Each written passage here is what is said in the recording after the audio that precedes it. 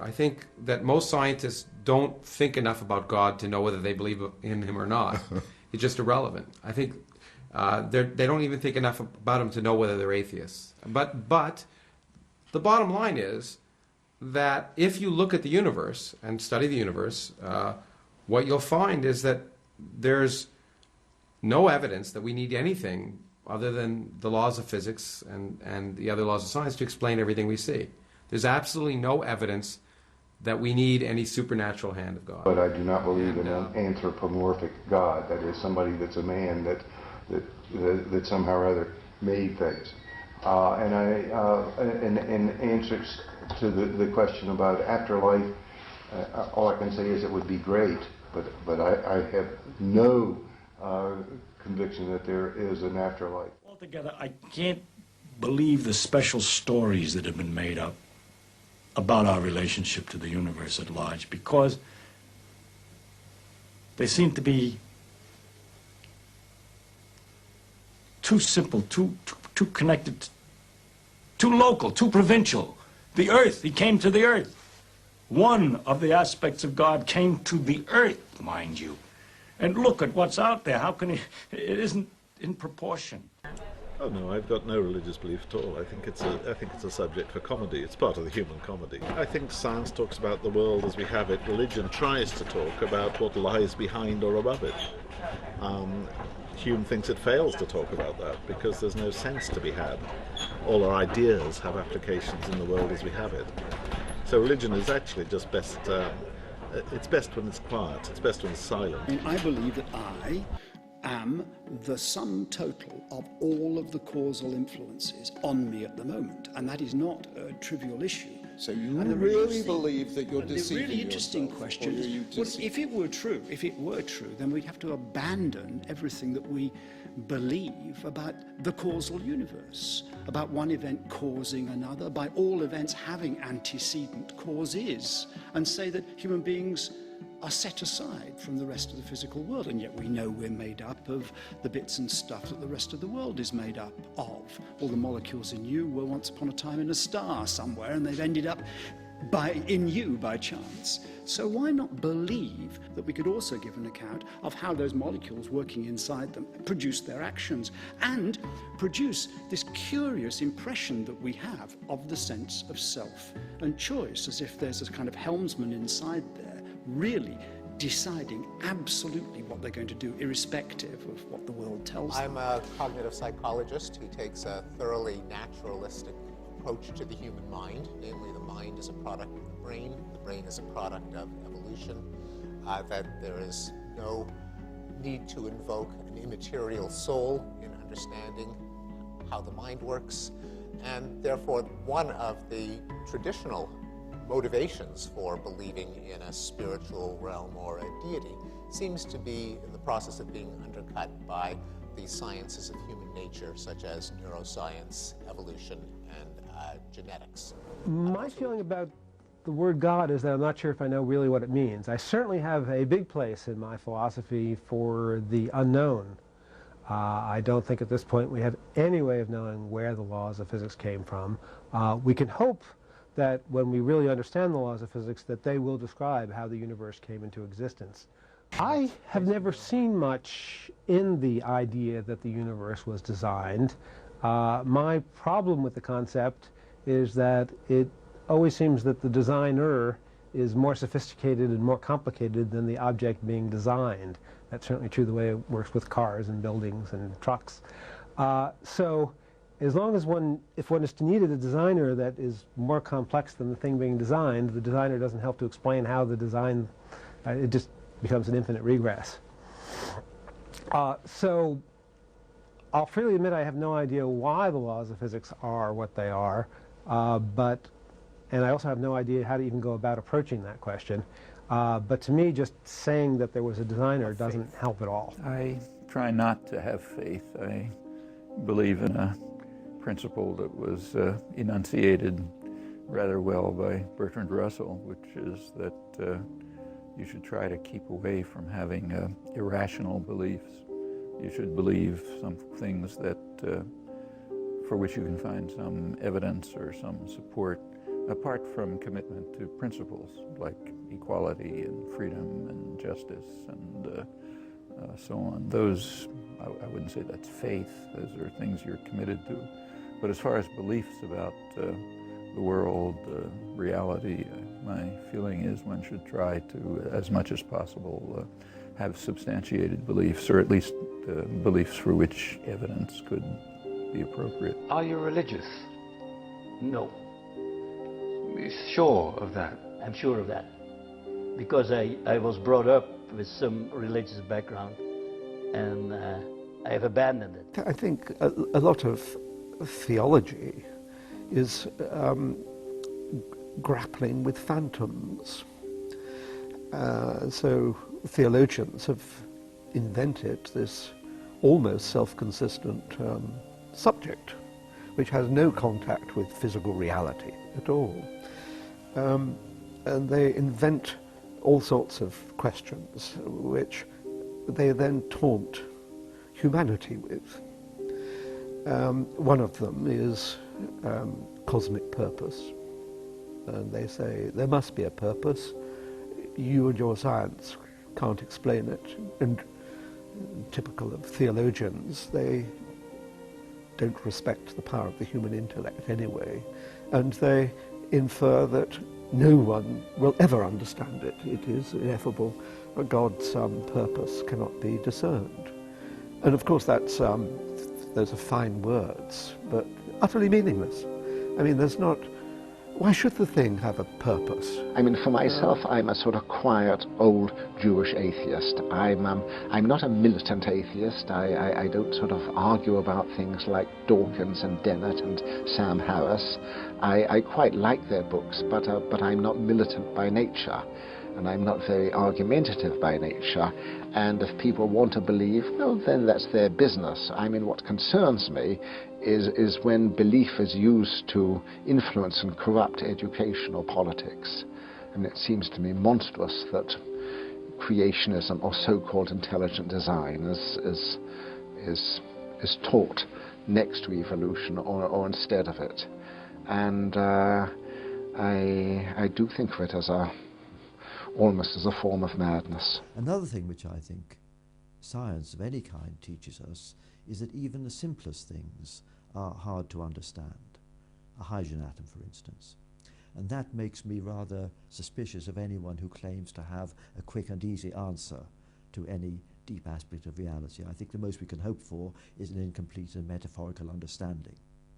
And therefore, I'm not myself someone who can accept any specific religious dogmas. In terms of religious views, I would say I'm actually an agnostic on the grounds of I don't know. There's no scientific proof of one thing or another, so I take that view. Why are you not a Christian? Because I see no evidence whatever for any of the Christian dogmas. I've examined all the stock arguments in favor of the existence of God, and none of them seem to me to be logically valid. Do you think there's a practical reason for having a religious belief for many people? Well, there can't be a practical reason for believing what isn't true. That's quite, at least I rule it out as impossible. Either the thing is true or it isn't. If it is true, you should believe it, and if it isn't, you shouldn't. And if you can't find out whether it's true or whether it isn't, you should suspend judgment. M theory doesn't disprove God, but it makes him unnecessary. It predicts that the universe will be spontaneously created out of nothing, without the need for a creator. Irrational thinking of any kind is very dangerous. I mean, if you look around and the very large contrast that exists because of irrational motivations, they are very dangerous. And I wish that with the progress of science, we could inject a little bit more rationality in the world, but that's hard to. So in that sense, we have failed. I mean, we are no more rational today, I think, than we were at the time of the Greeks, actually. I agree with that. I hold open the door. I'm not going to close the door on the need for something supernatural, but I think we have no reason to believe in it now. all the progress we've made in explaining what appears to be something supernatural in natural terms leads me to be optimistic that we can explain everything in naturalistic terms. Do you believe in an afterlife? Such beliefs, I think, are related to religions of the past, and I don't think a notion such as afterlife has any, sort of scientific basis, not in terms of modern science. So I can only say no. When I was younger, I used to sing in a church choir. I wasn't religious, I just liked the singing. There was a lot of talk of souls and spirits and things. And by the time I was about 13, I realised the whole thing was really pretty illogical. I mean, I am just flesh and blood. I think atheists get a sort of bum rap that, we're just heartless and we, don't care for people, or we totally reject the values we've been brought up on. And, to me, it's just, I have, most of the ideas of Christianity, sound good, but in reality, some of them aren't very good, but, they sound good, and so it makes a good funeral. Suppose you take as a moral principle, it's wrong to steal. Why is that wrong? Why is it wrong to steal? Answer, because God says it's wrong to steal. God commanded that you should not steal. Okay. The point that Socrates makes in that dialogue is to say, well, how can God give this moral rule a foundation? Either the moral rule is itself intrinsically a sound moral rule, or it can't be given soundness and legitimacy from an external command. Suppose, for example, we had the rule, it's right to murder. And somebody said, that's not right. Murder is wrong. And somebody said in reply, but God says it's right to murder. That doesn't convince you that it's right to murder. If God says that something is right which isn't right, God's wrong. And I don't know what your own religious faith is, or... Well, I'm not a believer, but I love to sort of... Are you an agnostic or an atheist, would you say? Well, that's a good question. I think Darwin's response when he was asked whether he was an atheist was, well, I don't know, so I'm agnostic. I think actually I'm an atheist when all is said and done. I mean, if I'm really honest about it, because I really don't believe in a God. I often get letters, quite frequently, of people who say how they like your programs a lot, but I never give credit to the almighty power that created nature. To which I reply and say, well, it's funny that the people when they say that this is evidence of Almighty, always quote beautiful things. They always quote orchids and hummingbirds and butterflies and roses. But I always have to think too of a little boy sitting on the banks of a river in West Africa who has a worm boring through his eyeball, turning him blind before he is 5 years old. And I reply and say, well, presumably the God you speak about created the worm as well. And now I find that baffling to credit a merciful God, that action. And therefore, it seems to me safer to show things that I know to be truthful and factual, and allow people to make up their own mind about the moralities of this thing, or indeed the theology of this thing. For science, it's very essential that we take a position that through the scientific method that keeps us away of all the irrationalities that seem to dominate human activities. And I think we should stay there.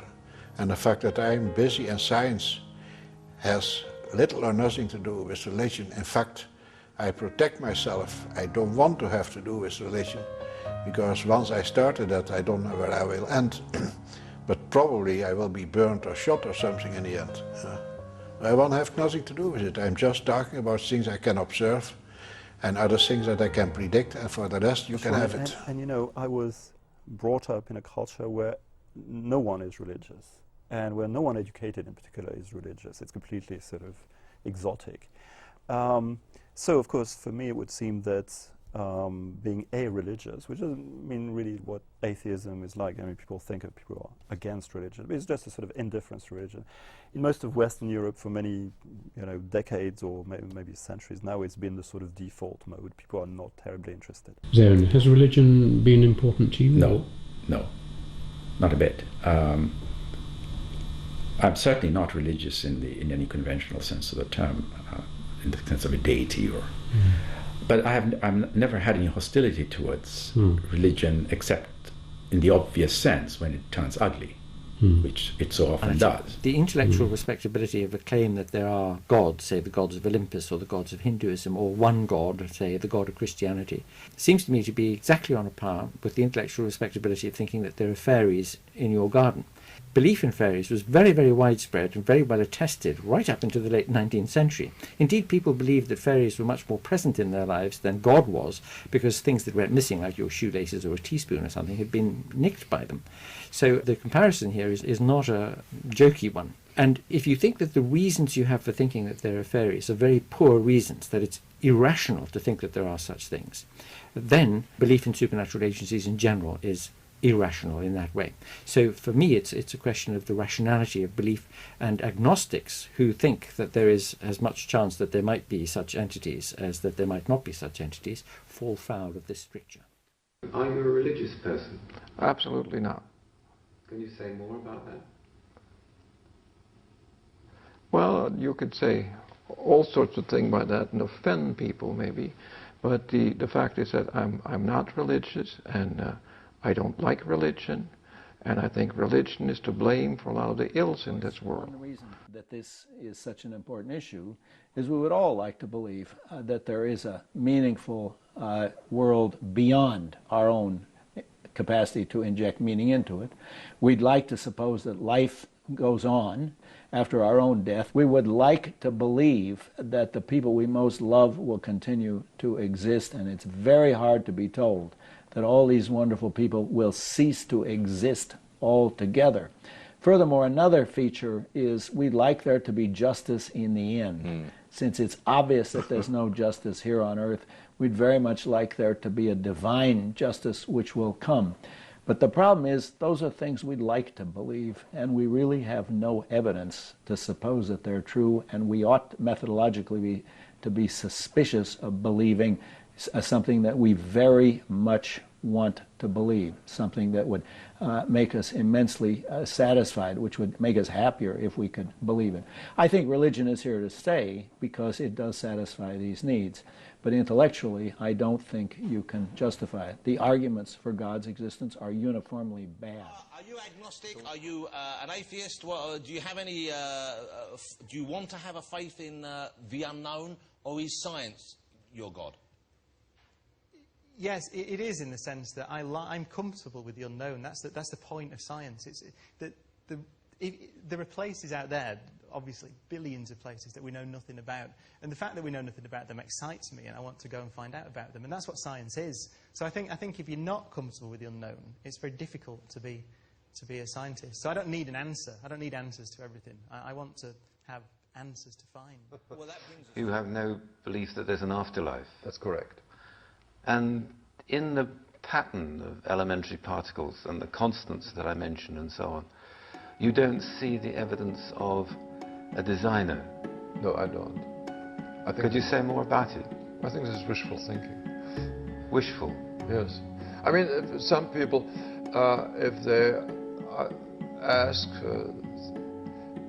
there are some people who see the evidence of some sort of design, and I just do not accept that thinking. I have no desire whatsoever to push this view on others. If you hadn't asked me about this, I would have mentioned it.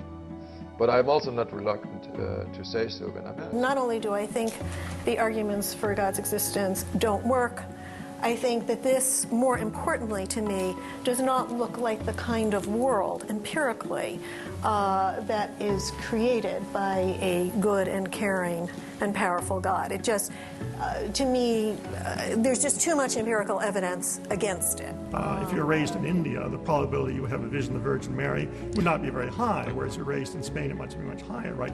So what we know is that a person's culture, or the family in which he or she was raised, has a real impact upon the content of the experience, right? And the question is whether, given that so, it's reasonable to believe that nonetheless there is a core that's reliable. I'm an atheist, and whatever that is, agnostic atheist, I'm not going to find touch. I mean, I think that's most science is atheistic, and there are a few scientists, less than 10%, who believe in God. But of the major scientists, more than 90% are atheists, and they transfer the aspects of science to their everyday life, which I think is an intellectual issue for me. It's not that I don't need some mystical thing, it's just that I don't accept it, and I think people who do accept it, they have a tremendous Achilles heel, in the sense that they accept anything, any old story from anywhere, 1,000 years old, which is no evidence. And these people bother me because they're in positions of power and responsibility, and when people are prepared to accept, you know, one of 20 or 30 different stories from thousands of years ago, I wonder what else they're prepared to accept when it comes to decisions which affect me. I don't believe that the universe was designed by an intelligence. I believe the universe was designed the same way the incredible human being was designed. It certainly looks, and before Darwin, it looked like some designer must have. What else could possibly account for the complexity of a human being, the human brain, and so forth? And we eventually found out what it was. It was random mutation, a bunch of carbon, oxygen, and other stuff for that mutation to work on, and a little bit of everything evolved. Some things did better than others. Those things are more populous than the things that didn't do well. And so it was basically randomness, statistics, and the laws of physics that led to our own design. I think the same is true of the universe. I think that there are two kinds of atheists. There are those like Feuerbach or the Marxists who think that while they are materialists, what's interesting about religions in all forms is, perhaps especially for them, the Christian religion, that it embodied, but also interestingly deformed, various very deep human yearnings and aspirations, and that it's a very powerful route into trying to understand human psychology, to understand the religious urge. That's one kind of atheist who thinks, well, none of it's really true, but it is very, very important, it's very interesting, it's very deep.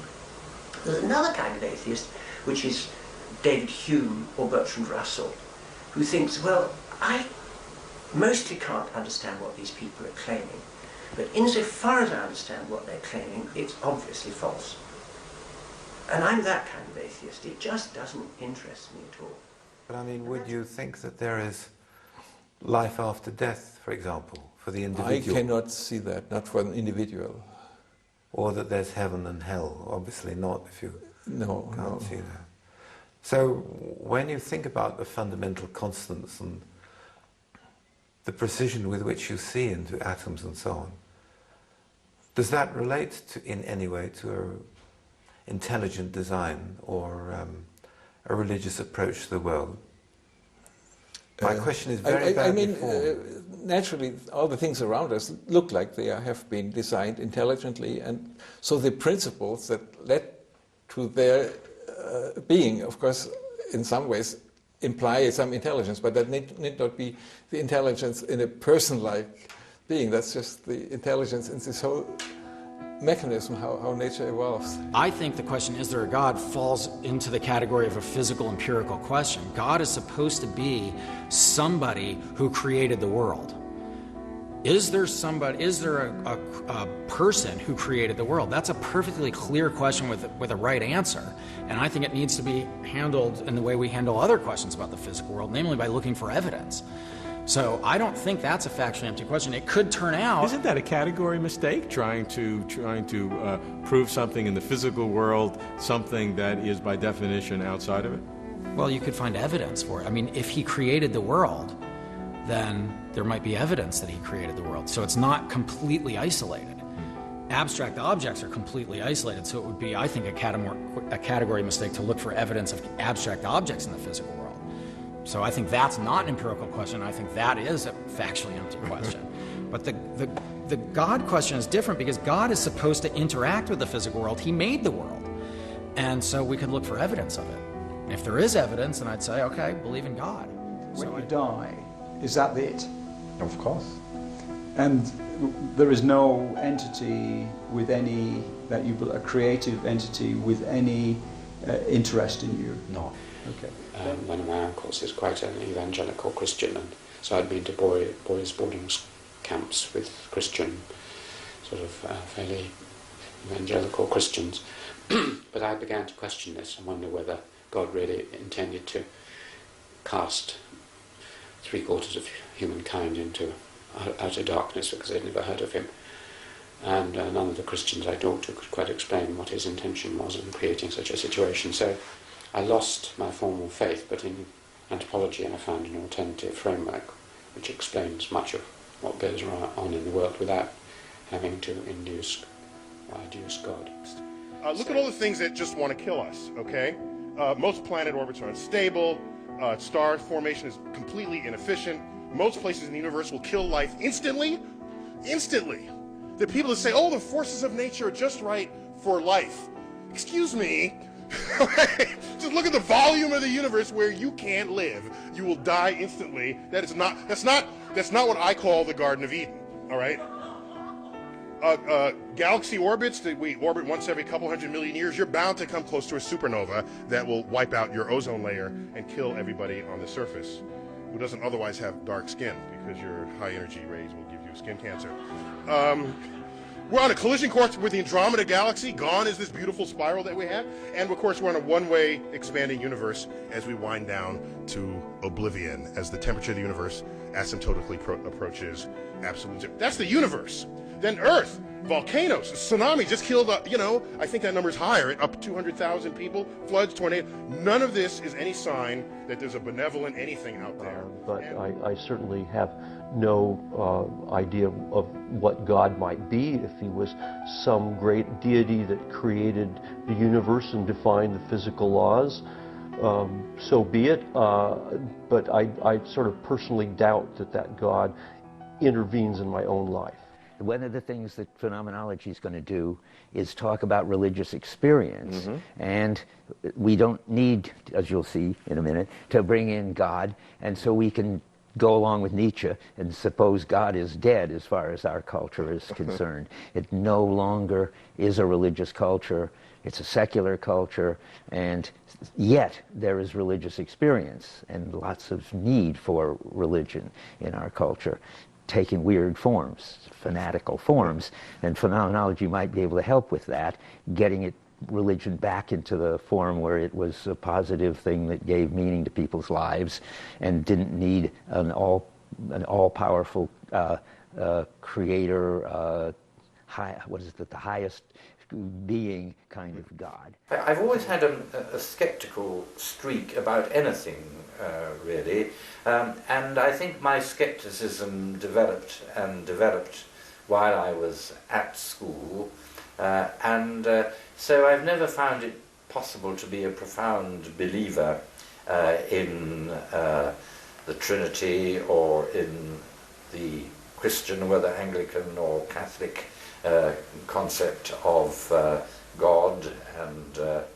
Christ and so on. What is faith? It is belief in the absence of evidence. Now, I don't propose to tell anybody what to believe, but for me, believing when there's no compelling evidence is a mistake. The idea is to withhold belief until there is compelling evidence. And if the universe does not comply with our predispositions, okay, then we have the wrenching obligation to accommodate to the way the universe really is. I think it would be a totally monstrous doctrine to believe that God would create a world in which, let's say, a 2-year-old child would die a slow and lingering death from hunger and thirst because that baby's alleged ancestors, Adam and Eve, sinned. Again, I would think that would be a monstrous God who could make a baby suffer for that reason. But even if you still think that, even if you still think that the suffering of that baby is somehow deserved because of original sin, what about the suffering of non-human animals? They also die slow, miserable deaths through droughts or hunger or disease or a variety of other causes. And not even Christians believe that they suffer from original sin. They're not descended from Adam. And that suffering has been going on even longer than human suffering because they've been sentient beings, sentient animals, for even longer. Some people may feel they have to understand everything. I don't feel that. I feel that eventually a lot more will be understood. It does deals with subjects that have nothing to do with religion. But I'm willing to tackle certain problems, try to understand those, realize there are other problems that I just won't be able to solve. I don't have the expertise, and even if I did, I might not be able to solve it. But I'm willing to live with that. I suppose technically I'm an agnostic in the Huxley sense of the word, that one cannot be absolutely certain, but for all practical purposes I'm an atheist, and a very materialistic atheist. I think what you see is what you get. You think that God can be put to a scientific test like everything else, and if God is God, God is beyond the observation and verification process of science. Oh, God is very definitely beyond the verification process of science. God has been designed to be beyond the verification process of science. This is one of the classic adaptations of religions, is to create this gulf so that science can't get anywhere near God. That's true, but science can understand that very fact. You say that science can understand how religions evolved and why. By the way, that idea is completely absent in folk religions, which are the ancestors. The idea of God being, as it were, beyond science. They don't make a distinction between science and religion. In folk religions, it's all the same. It's all one. This is just what everybody knows. And they have no concept of faith. They don't need a concept of faith. It's only once you start getting this separation between science and other things that people think they know when maybe they don't, that's when the idea of faith looms and becomes a very attractive idea. And indeed it is. It protects the idea of God from disproof. I have a friend, or had a friend, now dead, Abdus Salam, a very devout Muslim, who was trying to bring science into the universities in the Gulf states. And he told me that he had a terrible time because although they were very receptive to technology, they felt that science would be a corrosive to religious belief, and they were worried about it. And damn it, I think they were right. It is corrosive of religious belief, and it's a good thing too.